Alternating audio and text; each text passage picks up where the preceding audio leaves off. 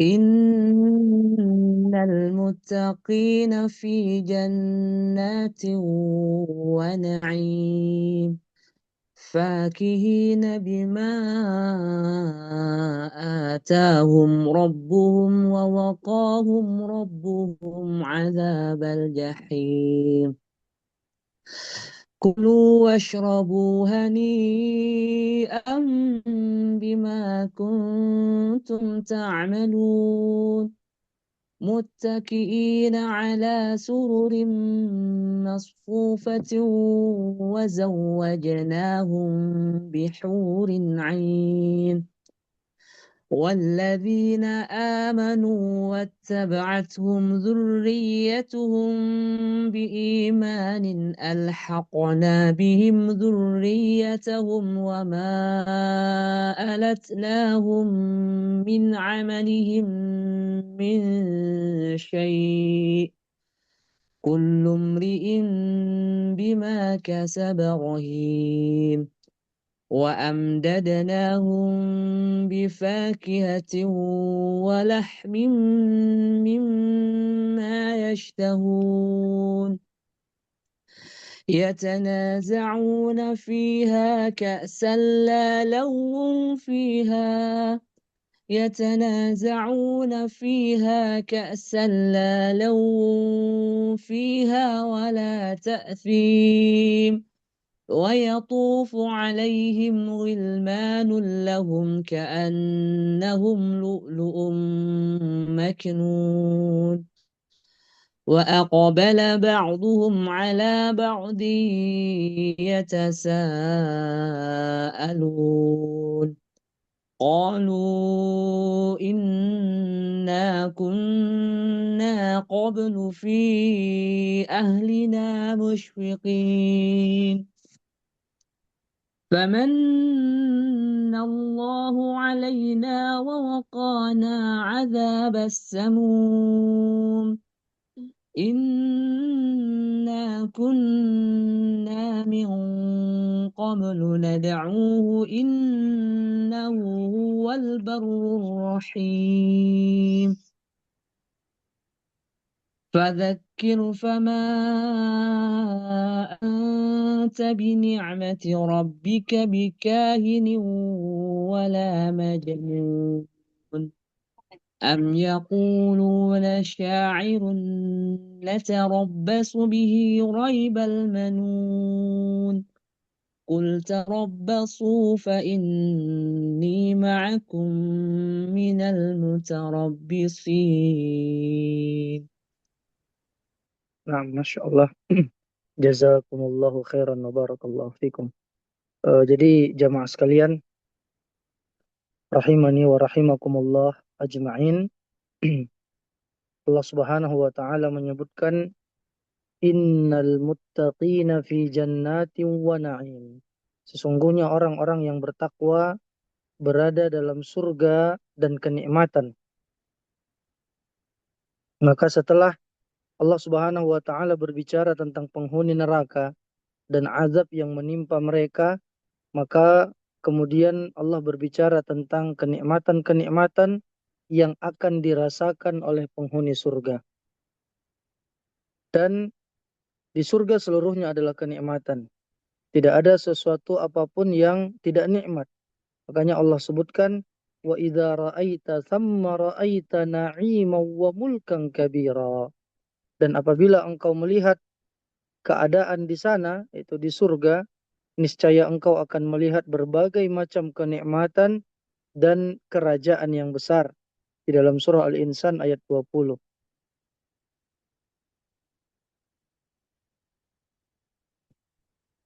Dan juga disebutkan fi jannati wa na'im, yaitu di dalam surga itu terdapat kenikmatan, yaitu tenggelam dalam kenikmatan. Karenanya penduduk surga tidak boleh tidur, sebagaimana Nabi Shallallahu Alaihi Wasallam pernah ditanya tentang penghuni surga, apakah penghuni surga itu tidur ya Rasulullah? Maka Nabi sebutkan Shallallahu Alaihi Wasallam, an-naumu akhul maut wa ahlul jannati la yanamun. Ya, bahwa tidur adalah saudara kematian. Dan penduduk surga itu tidak tidur. Masya Allah. Karena ketika penghuni surga itu tidur, maka mereka akan berhenti dari aktivitas kenikmatan. Nah, sementara penghuni surga tidak tidur agar mereka senantiasa merasakan kenikmatan yang Allah berikan kepadanya. Nah, jadi ini di antara keutamaannya Allah katakan fi jannati wa na'im. Berada di dalam surga dalam kenikmatan. Di antara kenikmatan-kenikmatan tersebut, fakihina bima atahum rabbuhum wa waqahum rabbuhum adzabal jahim. Mereka bersenang-senang dengan apa yang diberikan Rabb mereka kepada mereka, dan Rabb mereka memelihara mereka dari azab neraka. Ini sungguh kenikmatan yang luar biasa yang akan didapatkan oleh penghuni surga, yang namanya kebahagiaan yang sesungguhnya adalah seseorang meraih apa yang dia cita-citakan dan dia dijauhkan dari apa yang dia khawatirkan. Dan inilah yang dirasakan oleh penghuni surga. Mereka mendapatkan surga dan dijauhkan dari neraka. Ya, makanya jamaah sekalian, di antara doa yang senantiasa kita dianjurkan untuk mengulang-ulangnya yang disebut dengan doa sapu jagat, ya. Rabbana atina fid dunya hasanah wa fil akhirati hasanah wa qina adzabannar. Di dunia kita sering tidak bisa mendapatkan apa yang kita cita-citakan. Kalaupun cita-cita kita di dunia tercapai, tetapi ada saja yang kita khawatirkan belum hilang, ya. Contoh kecil adalah seorang yang bisa meraih cita-citanya, memiliki perusahaan yang besar hingga kaya raya, akan tetapi dia khawatir jika satu saat ekonomi berubah dan membuat dia bangkrut dan jatuh miskin. Jadi tetap ada yang dia khawatirkan, gitu ya. Sementara penghuni surga dia mendapatkan kenikmatan tanpa ada sedikit pun yang harus dia khawatirkan. Karena wa waqahum rabbuhum adzabal jahim.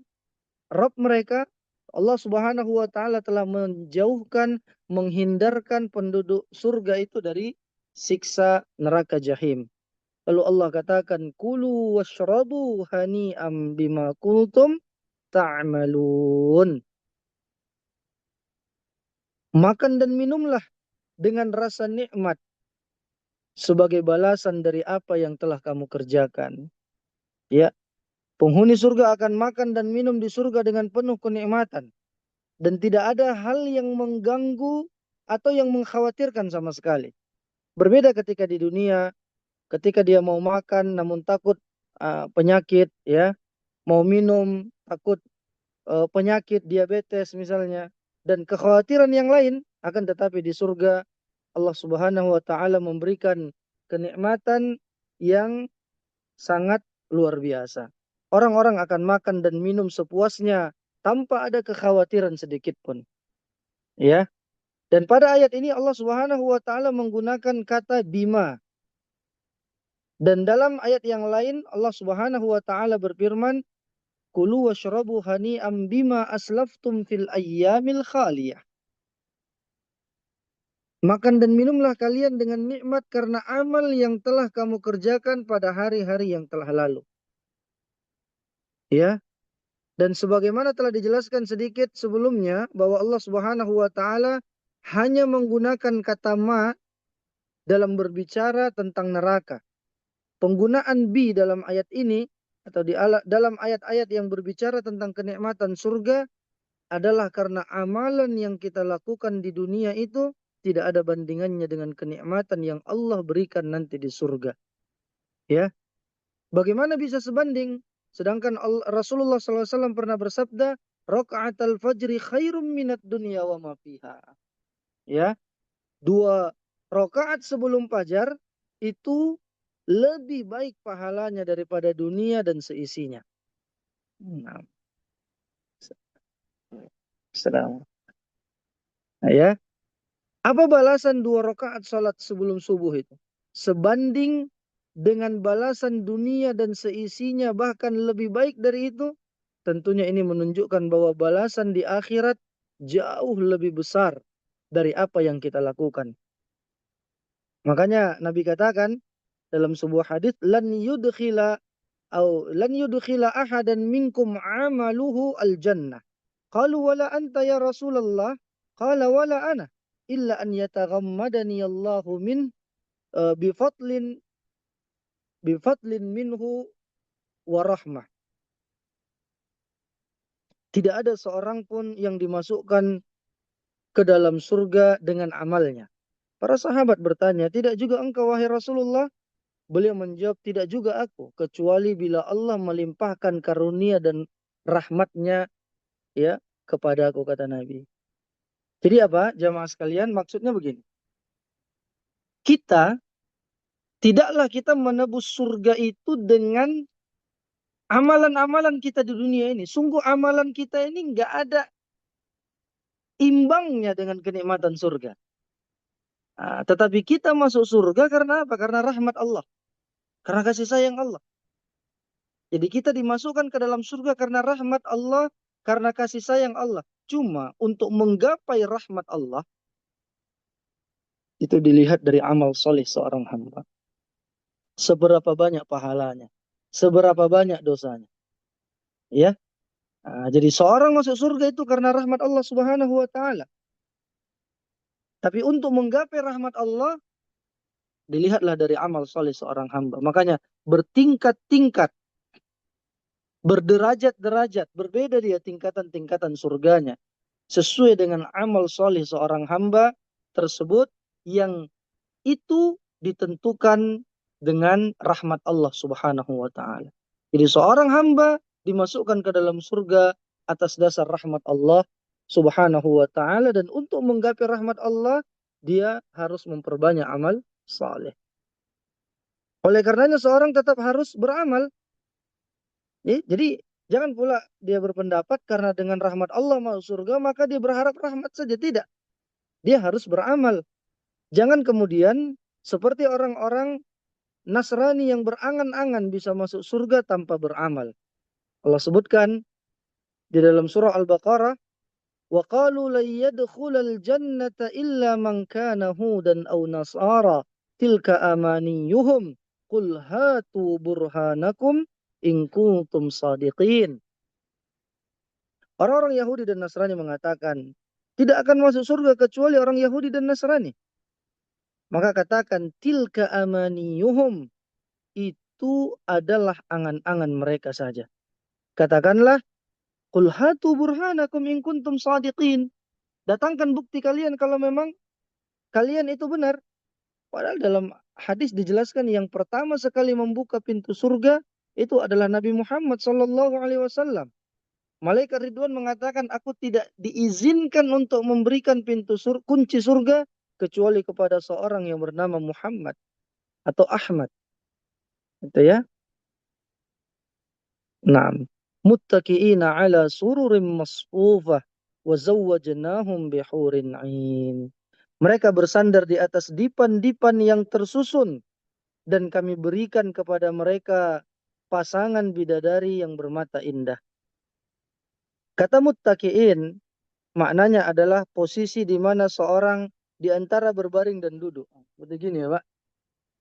Ini dia gini. Itu ittika muttaqiin. Jadi ini duduk-duduknya bangsawan ya, para raja. Melihat orang-orang yang ada di istana seperti itu. Dan begitulah nanti ahli surga. Dan demikianlah penghuni surga kelak, mereka benar-benar menjadi raja sebagaimana tafsiran para ulama dalam firman Allah Subhanahu wa taala, wa idza ra'aita thamma ra'aita na'iman wa mulkan kabira. Ya, di sini disebutkan kerajaan yang besar. Ya. Dan di antara tafsiran lain adalah isti'dzanul malaikah, malaikat yang meminta izin. Yaitu malaikat jika ingin bertemu dengan penghuni surga, maka malaikat harus minta izin terlebih dahulu. Sebagaimana orang jika ingin bertemu dengan raja. Oleh karenanya penduduk surga ketika di akhirat kelak kondisinya benar-benar seperti seorang raja. Bayangkan malaikat tidak bisa langsung bertemu dengannya. Akan tetapi ya meminta izin terlebih dahulu, menunjukkan begitu dihormatinya para penghuni surga. Nah, juga dikatakan sururim masfufah, yaitu maksudnya tempat tidur yang telah diatur secara bersusun. Mengenai bagaimana hakikatnya maka kita tidak mengetahuinya. Intinya di atas tempat tidur tersebut mereka bersantai sebagaimana dalam surah Al-Mutaffifin dikatakan 'alal araiki yanzurun. Mereka duduk di atas dipan-dipan sambil melepas pandangan dan melihat-lihat atau melihat-lihat. Ya.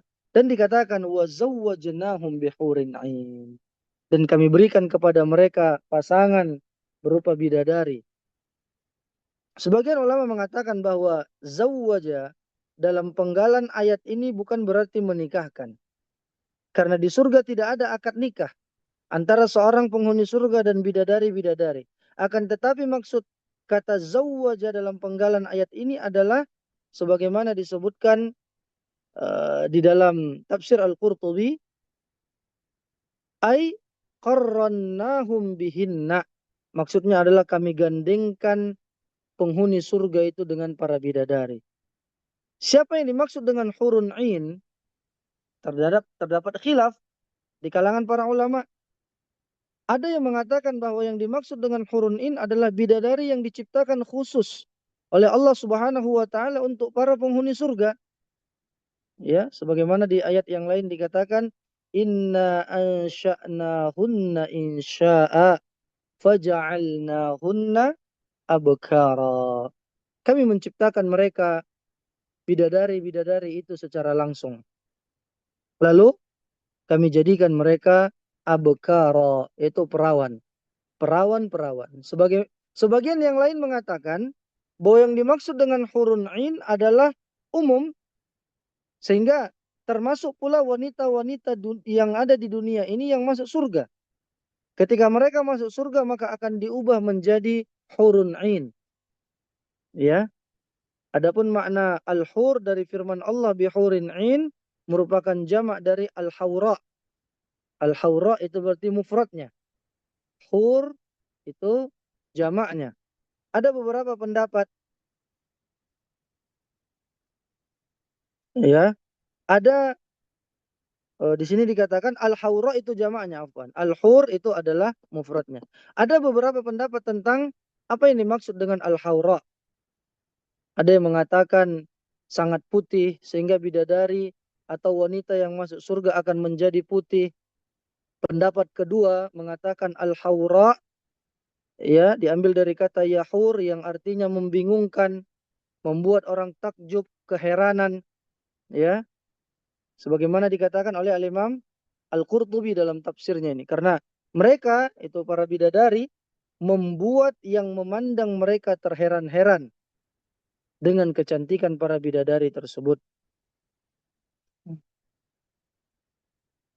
Berikutnya juga dikatakan, ya, di pendapat yang ketiga, makna dari al-hawra adalah mata yang sangat putih dalam bola mata yang sangat hitam. Inilah di antara pendapat para ulama tentang makna al-hur. Adapun ain maknanya adalah mata mereka tidak sipit akan tetapi lebar yang menunjukkan kecantikan sang bidadari tersebut. Ya. Jadi memang yang disebutkan itu kesempurnaan nikmat yang Allah berikan kepada penduduk surga. Setelah itu para ulama khilaf tentang manakah yang lebih utama antara bidadari surga dan wanita yang masuk surga. Nah, ini para ulama berbeda pendapat. Ada yang mengatakan bahwa yang lebih utama adalah wanita surga. Wanita dunia yang masuk surga lebih mulia dan utama karena mereka beramal soleh ketika di dunia.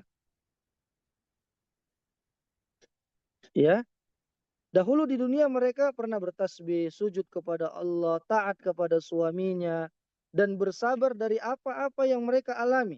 Karena itu semua mereka dibalas dengan keutamaan yang lebih baik daripada bidadari surga. Jadi pendapat pertama mengatakan yang lebih utama adalah wanita dunia yang masuk surga.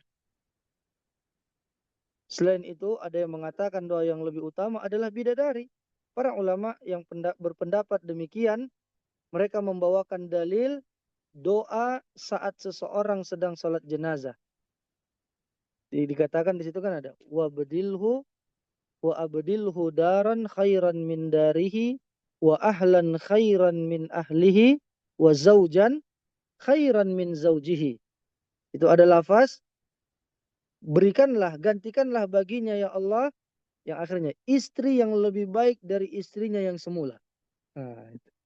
Dia mengatakan bahwa bidadari surga lebih baik daripada wanita dunia yang masuk surga. Mereka mengatakan bahwa dalil ini menunjukkan bidadari lebih utama daripada wanita yang masuk surga. Akan tetapi kita katakan bahwa doa tersebut tidak melazimkan bahwa bidadari lebih utama. Karena bisa jadi jika istri salah seorang masuk surga, maka akan dijadikan lebih baik secara kualitas tubuh maupun akhlak. Karena sebagaimana telah disebutkan bahwa wanita yang masuk surga akan diubah menjadi cantik jelita. Ya. Jadi yang dimaksud dengan wazawwajnahum bihurin 'ain adalah Allah menggandengkan bagi penghuni surga bidadari-bidadari. Baik istri mereka di dunia yang masuk surga ataupun bidadari yang Allah ciptakan secara spesial untuk mereka. Kenapa bisa demikian bergandengan? Karena di sana tidak ada lagi cemburu, Pak. Tak melayang lagi piring, tak pecah lagi gelas, gitu kan? Karena ada di sana gelas. Nanti ada kita bahas, ya. Jadi karena di sana hilang rasa cemburu, dendam, iri hati, dengki, tidak ada lagi. Bagaimana itu? Ya, nggak bisa kita bayangkan. Tapi seperti itulah keadaannya. Ya, Allah berikan keistimewaan kepada penghuni surga. Ya, di antara wala taj'alna ghillal lilladzina amanu. Itu ya. Baik, jadi dihilangkan ghil, penyakit dengki, hasad, cemburu, gitu ya. Di ayat berikutnya dikatakan walladzina amanu wattaba'athum dzurriyyatuhum biiman alhaqna bihim dzurriyyatahum wama alatnahum min amalihim min syai' kullu mri'in bima kasaba rahin. Dan orang-orang yang beriman beserta anak cucu mereka yang mengikuti mereka dalam keimanan, kami pertemukan mereka dengan anak cucu mereka di dalam surga. Dan kami tidak mengurangi sedikit pun pahala amal kebaikan mereka. Setiap orang terikat dengan apa yang dikerjakannya. Dibalas sesuai dengan perbuatannya. Ada beberapa tafsiran di sini tentang ayat ini. Yang pertama, ayat ini merupakan bentuk pemuliaan yang Allah berikan terhadap orang-orang yang beriman. Ketika seorang telah masuk surga, akan tetapi ternyata anak-anaknya berada beberapa derajat surga di bawahnya. Maka di antara bentuk pemuliaan terhadap mereka, Allah akan setarakan derajat mereka. Jadi ada yang mengatakan, ya, kalau satu orang tua masuk surga, anak keturunannya juga masuk surga, tapi di bawah kelasnya, derajatnya, jadi Allah satukan mereka. Naikkan derajat si anak ini. Atau sebaliknya. Begitu. Itu pendapat yang pertama. Dan biasanya untuk mencapai kesetaraan derajat tersebut, orang tua mengorbankan sebagian amalnya. Ya.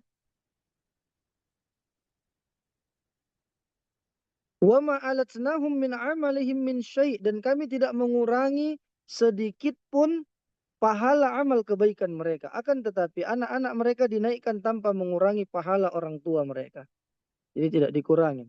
Sebagian ulama berpendapat bahwa orang tua bisa menaikkan derajat anak-anaknya.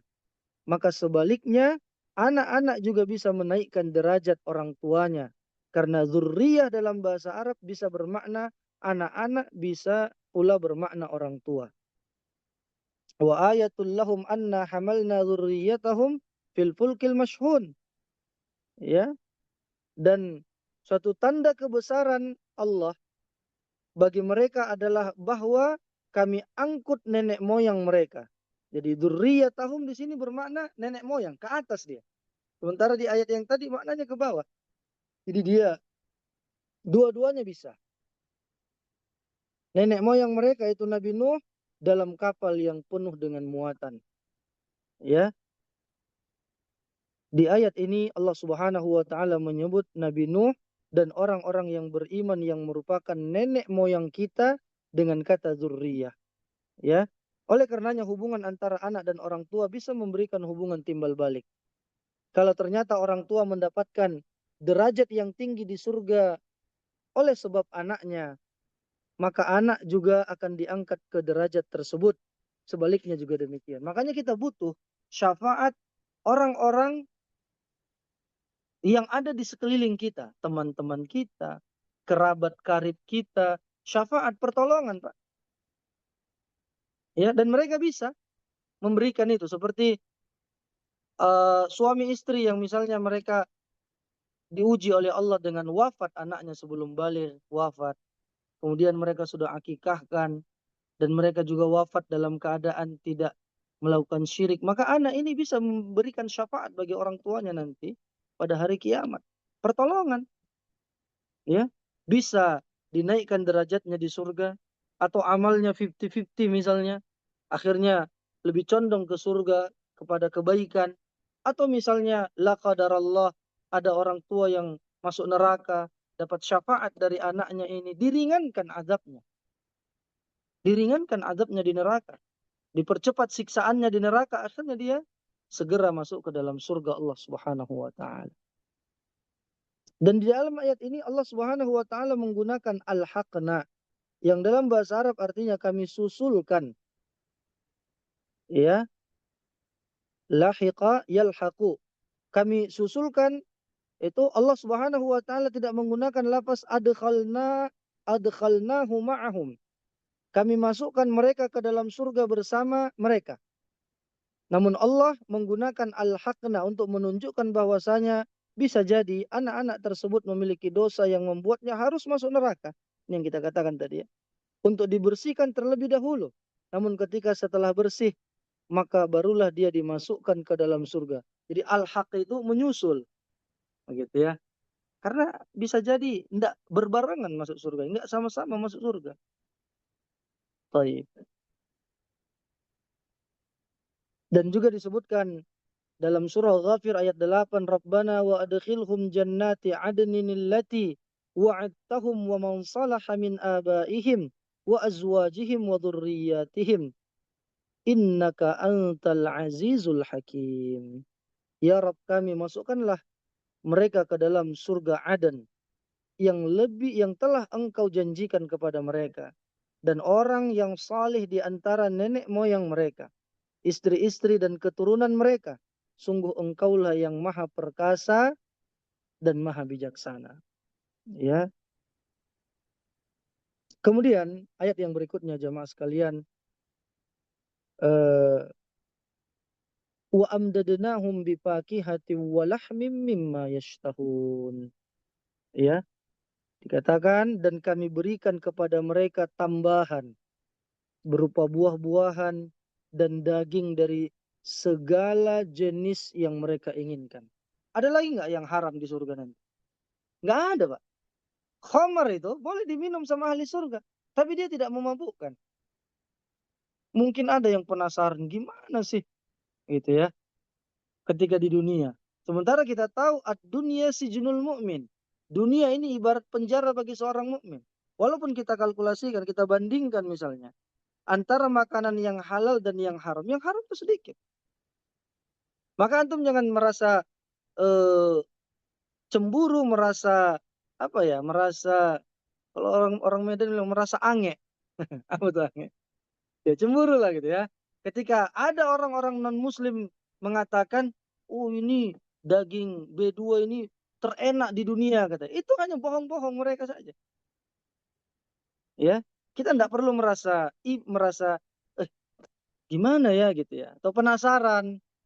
Tidak perlu. Karena kita harus yakin apa yang Allah haramkan itu berarti mudarat bagi manusia, bagi hambanya. Karena Allah yang menciptakan kita, Allah yang paling mengerti, yang pasti tahu apa yang terbaik untuk kita. Gitu ya. Jadi tidak adalah satu keharaman yang ditetapkan dalam syariat kecuali mudaratnya pasti besar. Ini kita harus sepakat. Allah menghalalkan pernikahan, Allah haramkan perzinahan karena mudarat dari perzinahan sangat besar. Ya, jadi seperti itu. Baik. Bagi yang tahu nanti ilmunya silahkan berbagi gitu ya. Kalau sepakat dengan pernyataan mereka, apa alasannya? Sementara dalam syariat disebutkan kalau sesuatu itu sudah dilarang, pasti mudaratnya besar. Gitu ya. Khamr dan maisir. Ini awal-awal penurunan tentang khamr dan perjudian. Yas'alunaka 'anil khamri wal maisir, kata Allah. Wahai Muhammad, ketika mereka bertanya kepadamu tentang khamar dan perjudian, ini tidak ada di sini. Qul fihima itsmum kabiru wa manafi'u linnas. Katakanlah bahwa khamar dan perjudian itu dia dosanya besar, tapi ada manfaatnya bagi manusia. Ah, ismun kabir wa manafi'u linnas. Ada manfaatnya, memang ada sedikit begitu. Sebelum turun Al-Maidah ayat 90 yang menjelaskan bahwa itu adalah eh, kotor, merupakan perbuatan syaitan, fajtanibuhu, tinggalkan, haram dirinya, gitu ya. Ya kalau kita cari mungkin manfaatnya ada, manfaat judi itu mendadak kaya, nah, kan? Mendadak bunuh diri, mendadak mati, ya, mendadak jual diri, begitu. Khamar, apa di antara manfaatnya sedikit. Orang merasa pede. Kalau dia lagi tenggen, lagi mabuk, semua dia ucapkan. Atau misalnya orang-orang mengatakan khamar tuh membuat seorang jujur. Kalau dia sudah mabuk, maka dia akan mengatakan kata-kata yang jujur. Tapi tetap ismun kabir. Dosanya lebih besar. Satu tegukan saja 40 hari sholat kita tidak diterima, Pak. Masya Allah. Belum lagi keberkahan hilang. Masuk ke dalam perut kita. Menjadi darah daging kita. Hilang keberkahan takutnya dari ibadah-ibadah kita. Orang yang udah sholat saja, masih Allah tunggu kapan mereka khusyuk ibadah. Konon lagi dengan sambil maksiat. Tumbuh yang haram itu, mengalir yang haram itu di tubuh kita. Wal'iyadzubillah. Maka Allah berikan, ya di antara kenikmatan yang diberikan kepada penghuni surga adalah mereka akan mendapatkan makanan yang mereka inginkan dengan seketika. Jadi cerita-cerita ayah, opung, kakek, nenek kita dulu itu betul memang. Kalau kita bilang saya mau apel, datang langsung. Kun fayakun. Segera. Ya, apa yang mereka inginkan? Mimma yashtahun. Apa yang mereka selera? Selera mereka itu apa? Ya. Nah, kalau kita misalnya eh, mau apa? Empek-empek Palembang, kirim dulu ya kan malam kan? Nggak langsung, otomatis. Bikin dulu ya. Kalau kalau tetangganya orang Palembang juga, ya ada waktunya juga. Ini nggak langsung. Nah, PO dulu itu. Itu di dunia ya. Kalau di akhirat tidak seperti, kalau di surga tidak seperti itu. Para ulama menyebutkan bahwa sebagaimana raja-raja di dunia bersenang-senang dengan permaisuri, dengan buah-buahan dan daging, maka penghuni surga pun akan diberikan oleh Allah Subhanahu wa taala kesenangan tersebut. Akan tetapi bagaimanapun kesenangan di dunia, tentu di akhirat kesenangannya jauh lebih sempurna. Ya. Kalau di Indo dulu mungkin kita paling pesta makan daging setahun sekali gitu ya. Paling-paling ya. Kalau yang menengah ke bawah gitu ya. Idul Adha. Masya Allah. Tapi kalau belum lagi ke surga ya. Kita di Saudi ini aja mungkin makan daging udah berulang-ulang. Masya Allah. Ini di antara kenikmatan dan keberkahan yang Allah berikan kepada kita. Masya Allah. Jadi seperti itulah jemaah sekalian, di antara kenikmatan-kenikmatan surga. Apapun yang antum minta, apapun yang Bapak bilang, itu akan Allah kabulkan. Mimma yashtahun. Selera apapun yang mereka sebutkan, yang mereka inginkan, maka akan diberikan. Yatanaza'una fiha ka'sal la laghwum fiha wala ta'sim. Kemudian pernah jamaah kita, teman kita nanya, Ustaz, kalau gitu bisa nggak anak minta main bola katanya di surga. Bisa aja, cuman masalahnya siapa yang mau main bola sama antum? Orang sibuk dengan buah-buahan, makanan, bidadari. Siapa yang mau main bola sama antum? Jadi aneh-aneh gitu ya. Atau bisa enggak kita minta balik ke dunia? Yang terpenting, nikmat yang ada di dalam surga itu, mala ainun ra'at. Tidak pernah terlihat oleh mata kita. Saking, saking sempurnanya. Wala udhunun sami'at. Tidak pernah terdengar oleh telinga kita. Wala khatara ala qalbi bashar. Tidak pernah terbetik dalam hati manusia. Cuman adanya penjelasan-penjelasan ini untuk pendekatan makna. Ya, ada jeruk di surga, tapi rasanya tentu lebih sempurna dari jeruk yang di dunia. Kalau kita kan istilahnya dong-dongan ya, Pak ya. Apa dong-dongan? Untung-untungan, gitu kan. Pas dapat manis, alhamdulillah. Kadang penjual itu yang untuk testernya aja dikasihnya yang manis. Pas yang dibungkus yang masam-masam gitu kan. Ada kecewanya gitu gitu. Kalau di surga enggak seperti itu. Ya, Masya Allah. Katakan di dalam surga itu mereka saling mengulurkan gelas. Nah, ini yang isinya tidak menimbulkan ucapan yang tidak berfaedah ataupun perbuatan dosa. Ya, ada dua penafsiran di kalangan para ulama tentang yatanaza'un. Ya, yang pertama maksudnya adalah penghuni surga saling rebutan cangkir yang berisi khamar dalam rangka untuk bercanda. Tafsiran kedua menyebutkan yang satu menuangkan khamar kepada yang lainnya sebagai bentuk mereka bersenang-senang. Ayat ini merupakan dalil bahwa kata-kata yang keluar dari mulut penghuni surga adalah indah. Sehingga berbicara dengan penghuni surga akan selalu menyenangkan. Berbeda tatkala kita masih di dunia. Berbicara dengan orang lain terkadang menyenangkan, namun juga terkadang menyedihkan. Di surga tidak ada lagi kata-kata yang nyelekit sebagaimana di dunia. Nggak ada lagi sindir menyindir ya. Ghibah menghibah nggak ada lagi di surga. Kalau di dunia kadang kita korbannya, kadang kita pelakunya. Sekaligus korban dan pelaku. Ghibah, sindir menyindir, ya, berbalas pantun, berbalas pantun yang negatif gitu ya. Wal'iyadzubillah. Meskipun yang mereka minum di surga adalah khamar, akan tetapi khamar tersebut hanya mengandung kelezatan. Sehingga hal tersebut tidak membuat mereka hilang kesadaran untuk berkata-kata yang tidak baik. Ya, jadi beda dia. Kalau khamar di dunia, gara-gara minum khamar, ada orang membunuh. Gara-gara minum khamar, setelah dia mabuk, dia mengucapkan kata-kata kotor. Berbeda dengan ketika nanti sudah di surga. Wa yatufu alaihim ghilmanul lahum ka'annahum lu'lu'um maknun. Dan di sekitar mereka ada anak-anak muda yang berkeliling untuk melayani mereka. Seakan-akan mereka itu mutiara yang tersimpan. Masya Allah. Pada ayat ini, Allah Subhanahu wa taala tidak mengatakan ghilmanuhum, pelayan-pelayan muda mereka, akan tetapi Allah menambahkan huruf lam pada kata lahum. Itu pelayan-pelayan muda bagi mereka. Setelah menyebutkan tentang anak-anak muda yang melayani mereka, para ulama menyebutkan bahwa hal tersebut dikarenakan agar tidak disangka bahwa pelayan tersebut adalah pembantunya, pembantu-pembantunya di dunia yang dibawa ke akhirat. Akan tetapi kata lahum di ayat ini menunjukkan bahwa pelayan tersebut adalah pelayan yang Allah ciptakan khusus untuk mereka. Jadi nanti di surga tidak ada lagi eh, apa tingkatan-tingkatan tuh tidak ada lagi, Pak.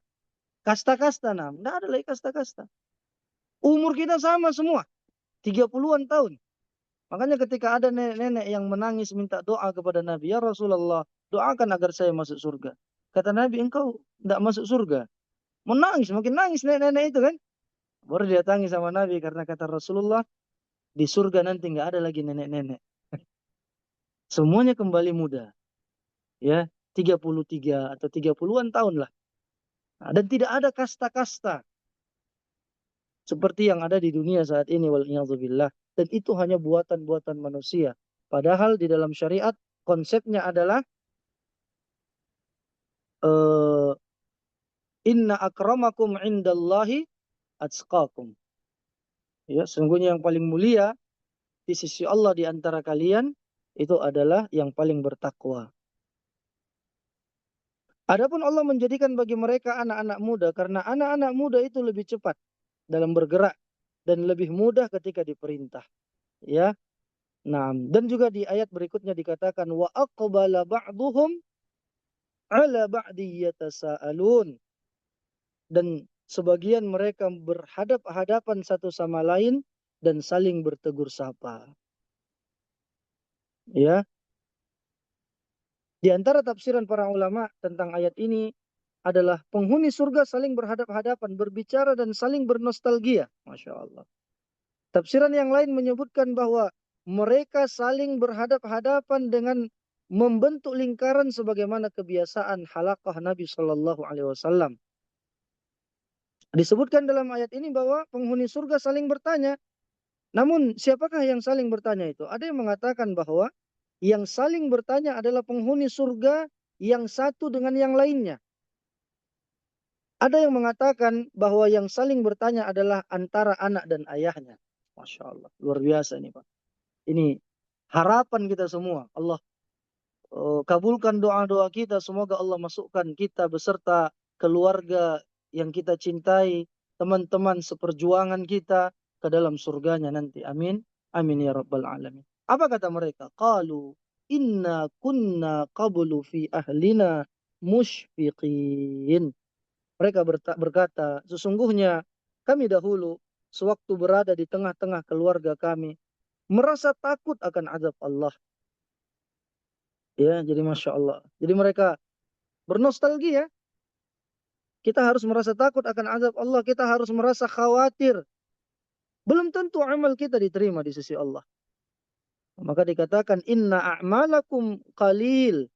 Sesungguhnya amalan-amalan kalian itu sangat sedikit. Fa'akhlisu hadal qalil. Maka ikhlaslah pada amal yang sedikit itu. Nah, ini kita sudah sedikit amalnya. Diumbar berkali-kali. Umrahnya sekalinya. Cuma postingan sepanjang tahun itu aja. Masya Allah. Ya kadang-kadang ya payah melawannya Pak ya. Nah, luar biasa. Statusnya, gitu kan? Nah, postingannya kadang-kadang luar biasa. Ini melawan. Dahulu para ulama terdahulu, mereka beramal solid dan takut amalnya tidak diterima. Padahal amalnya sangat banyak. Tapi begitu datang tamu, dia pura-pura seolah-olah tidak habis sholat. Nah, kalau kita begitu datang tamu, ambil pecinya. Sah, ya kan? Pakai baik koko. Padahal tadi dia bukan yang ngapa-ngapain gitu ya. Sementara para ulama terdahulu, dia lagi sholat nih. Dia sholat sunnah. Datang tamu misalnya. Dia pura-pura. Jadi tampilannya itu seperti nggak sholat. Gitu. Berusaha menyembunyikan amalnya. Kebalikannya kita sekarang. Yang tadinya tiduran, begitu datang tamu, ambil peci, ambil lobe.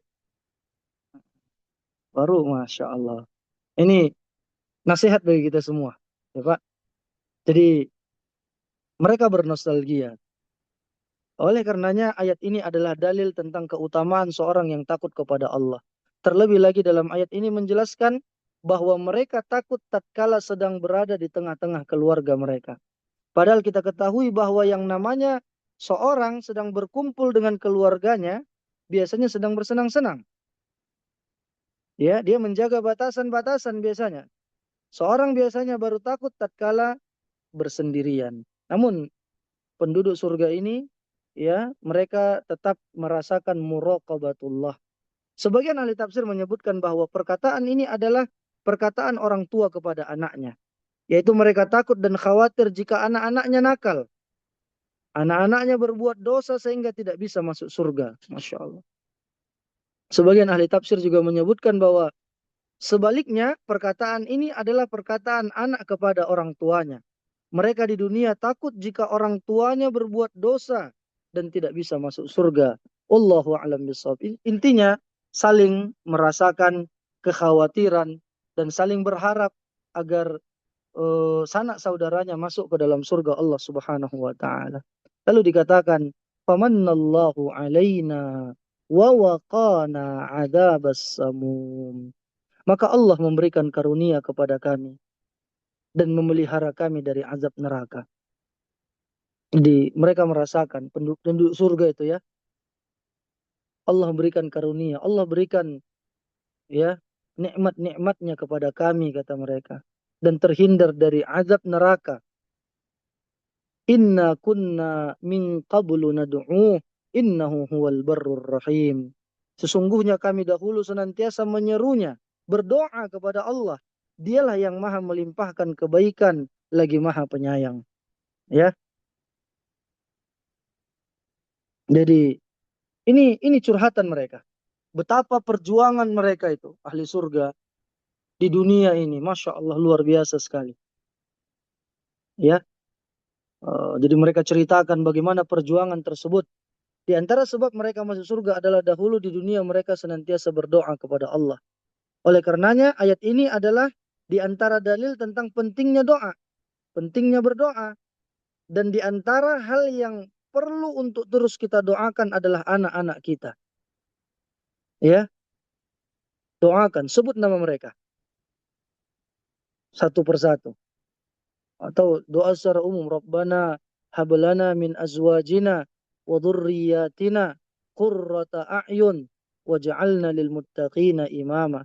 Dalam sebuah hadis disebutkan, innar rajula latarfa'u darajatahu fil jannah fayaqul anna hadha fayuqalu biistighfari waladika lak. Innar rajula laturfa'u darajatuhu fil jannah. Sesungguhnya seseorang akan diangkat derajatnya di surga. Lalu orang tersebut akan bertanya, anna lihada. Dari mana saya mendapatkan ini ya Allah? Ya Rabb. Jadi dikatakan kepadanya, bistighfari waladika lak. Karena anakmu telah memohonkan ampunan untukmu. Nah, jadi spesial kita istighfar kan? Ya, Allahumma ghafir li zambi atau zunubi wali walidayya. Allahumma ghafir lana zunubana wali walidayna warhamhuma kama rabbayana saghira. Rabbawna saghira. Atau dengan lafaz mufrad, rabbighfirli wali walidayya warhamhuma kama rabbayani saghira. Itu di antara cara kita menistighfarkan. Atau bahasa Indonesia. Bahasa Arab. Antum kan udah lama di Arab ya. Bisa lah insya Allah. Allahumma ghafir li abi. Sebatas itu cukup lah ya, insya Allah. Bisa lah kan. Allahumma ghafir li abi. Allahumma ghafir li ummi. Atau Allahumma ghafir li kedua orang.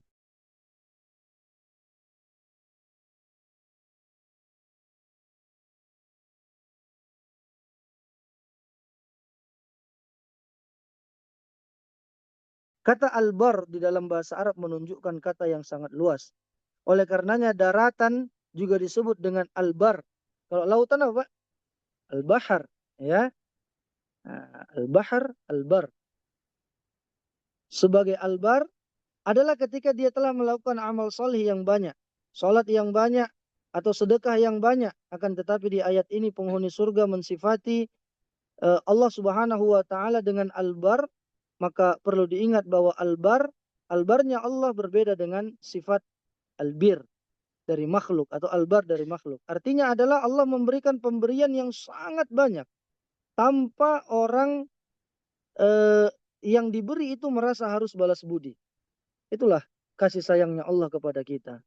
Ya, demikianlah ketika Allah memberikan kebaikan tidak memerlukan balas budi. Ya, berbeda dengan manusia ketika memberi kebaikan, terkadang mereka merasa telah berbuat baik sehingga sering mengharapkan balas budi. Bahkan manusia sifatnya pada waktu tertentu berbuat baik, pada waktu yang lain tidak. Ya, baik. Sementara sifat al-bar bagi Allah Subhanahu wa taala itu berkesinambungan abadan abidin selama-lamanya. Ya. Kemudian yang terakhir jamaah sekalian disebutkan, fadzakir fama anta bi ni'mati rabbika bikahini wala majnun. Maka peringatkanlah karena dengan nikmat Tuhanmu Engkau wahai Muhammad bukanlah seorang dukun, bukan pula orang yang gila. Am yaquluna sya'irun natarabbasu bihi raibal manun. Bahkan mereka berkata, dia adalah seorang penyair yang kami tunggu-tunggu kecelakaan menimpanya. Qul tarabbasu fa inni ma'akum minal mutarabbisin. Katakanlah wahai Muhammad, tunggulah. Sesungguhnya aku pun termasuk orang yang sedang menunggu bersama kamu. Ya, jadi ini udah kita sebutkan di awal-awal dari surah Az-Zariyat. Orang-orang kufar yang menjadi umat Nabi Muhammad, umat Nabi Nuh, umat Nabi Ibrahim, umat Nabi Saleh, umat Nabi Lut, senantiasa menantang Allah. Datangkan azab, datangkan azab. Kalau memang engkau benar. Datangkan mukjizat kalau memang engkau benar. Setelah didatangkan pun, mereka tidak mau beriman. Ya, tetap mereka mendustakan, tetap mereka menghina para rasul yang diutus sebagai seorang yang majnun, seorang yang gila, seorang yang penyair, yang penyihir, ya, macam-macam. Wal'iyadzubillah. Mungkin demikian yang bisa kita sampaikan jamaah sekalian. Wa akhiru da'wana anil hamdulillahi rabbil alamin. Wassalamualaikum warahmatullahi wabarakatuh. Waalaikumsalam. Iya, silakan kalau ada pertanyaan yang online maupun offline, tafadhol, silakan. Mai, tidak tidak kalau tiba dari Apa-apa, ya.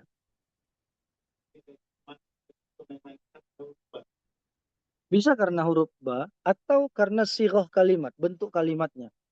Ya. Jadi ma itu bisa nafi, tidak.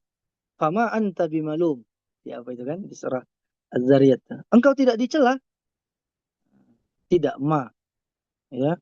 Bisa juga sesuatu, sesuatu atau apa-apa tergantung konteks kalimatnya. Ya. Jadi tergantung konteks kalimatnya baru kita artikan sesuai dengan sighah lah kalau dalam bahasa Arab. Taib. Oh, iya, kok.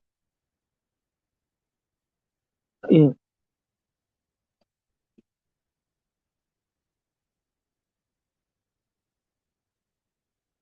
Hmm. Hmm. Hmm. Iya, penikmatan. Iya. Kalau fi jannatin na'im berarti dia kan na'at man'ut.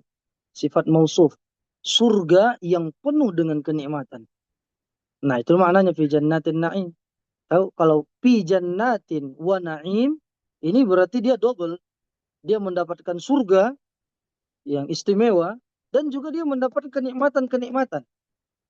Berarti dia dapat dua paket gitu ya. Tapi sebenarnya ini kembali kepada yaumul mizan tadi, hari timbangan. Siapa yang layak mendapatkan jannatul firdaus? Kan tentu tidak sama surga Adan dengan surga jannat firdaus. Ini yang paling tinggi. Para nabi di sini. Istilah kita VVIP lah ya. Nah, itu para nabi di situ.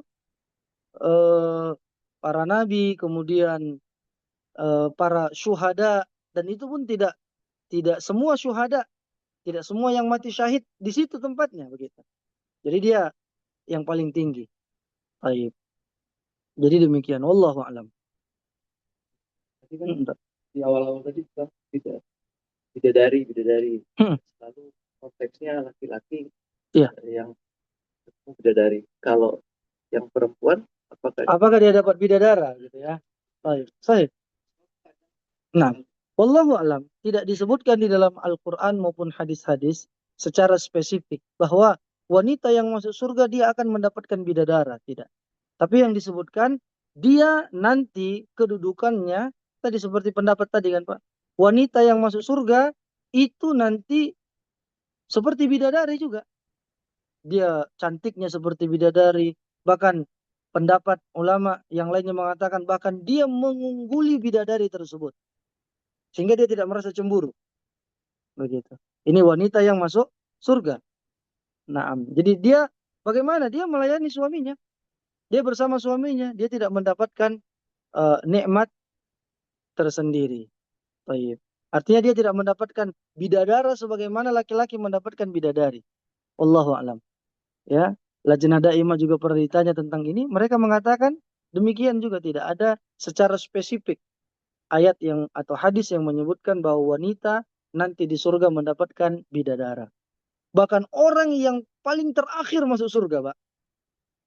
Paling rendah nih, terakhir, ya, dia mendapatkan seperti nikmat dunia 10 kali lipat dan mendapatkan 2 bidadari.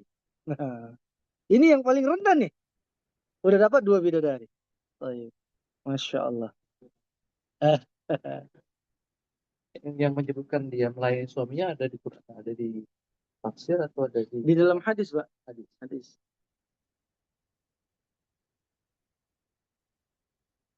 Hmm. Nah, wallahu alam. Itu perkara gaib. Ada ijtihad para ulama yang mengatakan siapa yang paling banyak amal solihnya, maka dia akan bersama itu. Nah, ada juga pendapat seperti itu. Jadi ini ijtihad para ulama. Tapi wallahu alam, saya lebih condong kepada pendapat mana suaminya yang paling tinggi derajatnya nanti di surga, dia akan mengikut ke situ. Ya, dia akan dikumpulkan tadi itu. Seperti di ayat yang ke-21 ya. Nah, alhaqna bihim dzurriyyatahum. Baik, wallahu alam. Silakan, Pak. Hmm. Iya. Anak kan misalkan mereka beriman dan Hmm. tidak berarti sekalipun apa. Sudah. Tapi ada jadi bahwa Iya. manusia Iya. Kalau untuk yang kedua, ayat yang kedua itu tentang dosa. Kalau dosa nggak bisa dibebankan ke orang lain. Tapi kalau pahala bisa mendapat itu syafaat. Ya, jadi tentang ayat wala taziru waziratu wizra ukhra itu maknanya adalah berkaitan dengan dosa.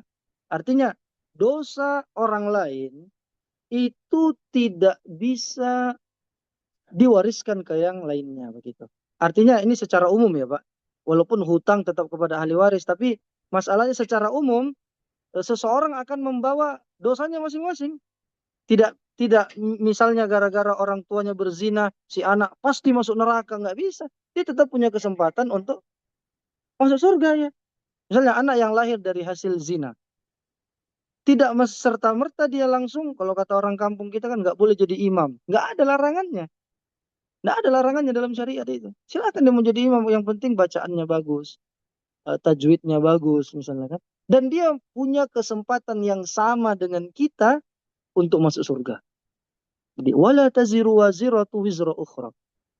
Berbeda dengan konsep orang-orang Nasrani, di mana Nabi Isa harus menyalib, membunuh dirinya untuk menebus dosa umat-umatnya, pengikutnya. Itu nggak boleh dalam syariat, nggak seperti itu. Ya, adapun pahala bisa.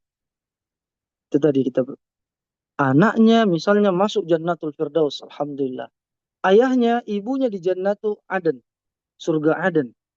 Bisa naik derajat mereka karena memiliki anak yang luar biasa amal soleh. Tanpa mengurangi fasilitas yang ada bagi anaknya. Luar biasa. Ya, begitu juga sebaliknya. Nah, wallahu. Silakan, Abu Akmal tadi ada. ya di Nah, nanti jelas satu dia. ya,